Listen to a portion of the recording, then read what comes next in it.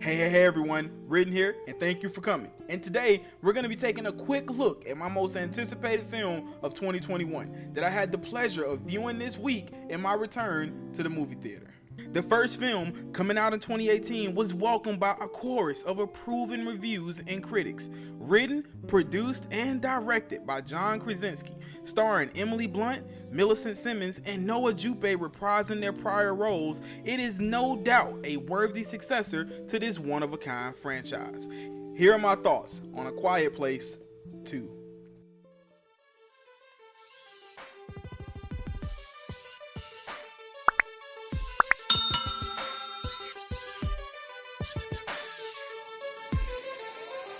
Welcome back everyone, and getting right to it, I want to first acknowledge the underlying anxiety I walked into the AMC Phipps Plaza with last week on my way to see this film.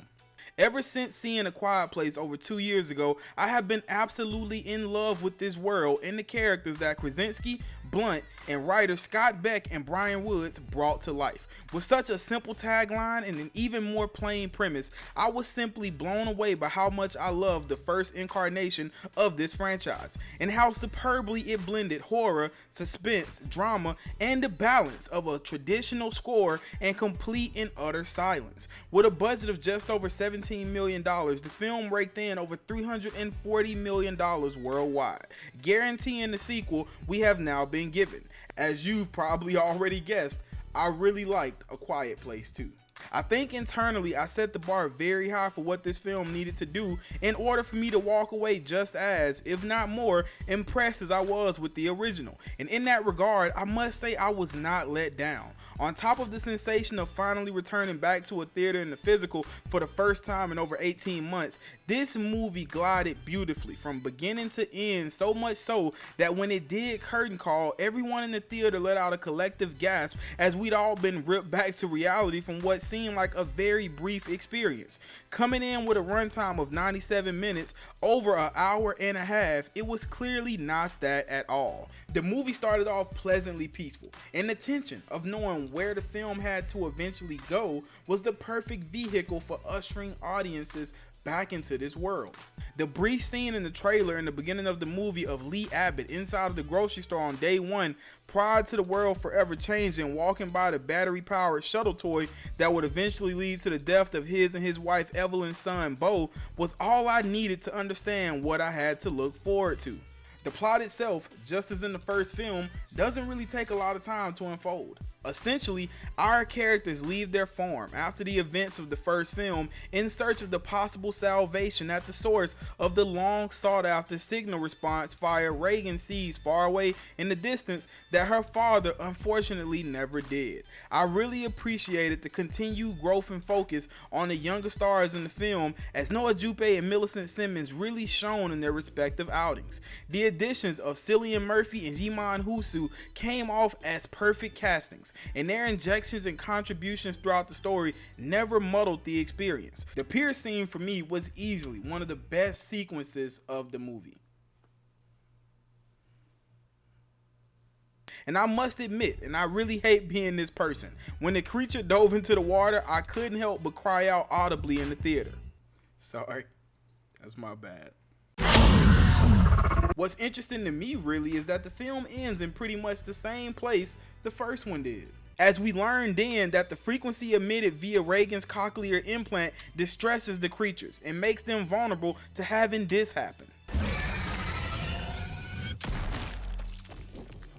Outside of Reagan and Emmett having now made it to the isolated island with a radio network broadcasting far and wide at their disposal, we really didn't see much gain in terms of the further furrowing out of this world.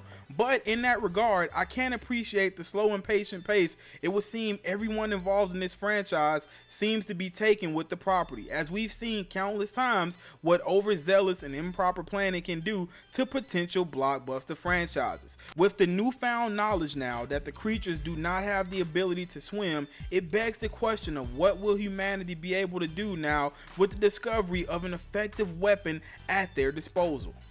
All in all, I would highly recommend that you and yours go to the theaters to check out A Quiet Place 2. or to simply view it in the best medium possible for your own situation. Here in Buckhead in Georgia, we were delighted with how pleasant and comfortable the experience turned out to be. If you haven't seen the first movie, then I can honestly say that I can't imagine a better double feature than watching both films in this series back to back in order to catch up. I will of course be continuing to cover all films that I have the pleasure of watching.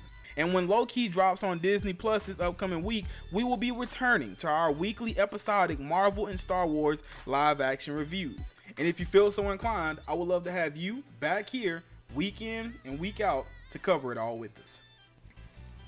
Again, guys, be sure to like, comment, and subscribe, and click that bell for notifications if you've enjoyed our content here tonight. Jump down in the comments and let me know your thoughts. And while you're at it, be sure to check out some of the other content here on the channel.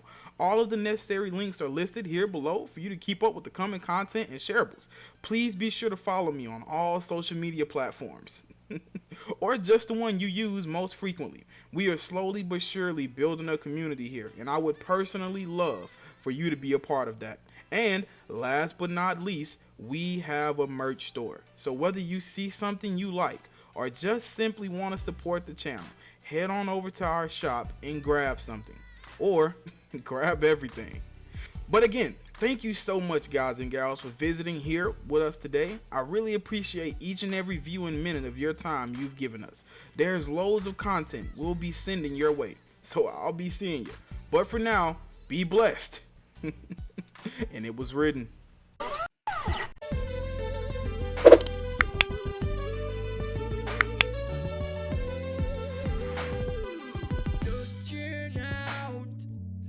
Across the nighttime, the city sleep inside. Yeah, hear her voice, shake my window, sweet seduce inside. Yeah, send me out into the nighttime, for walls won't hold me tonight.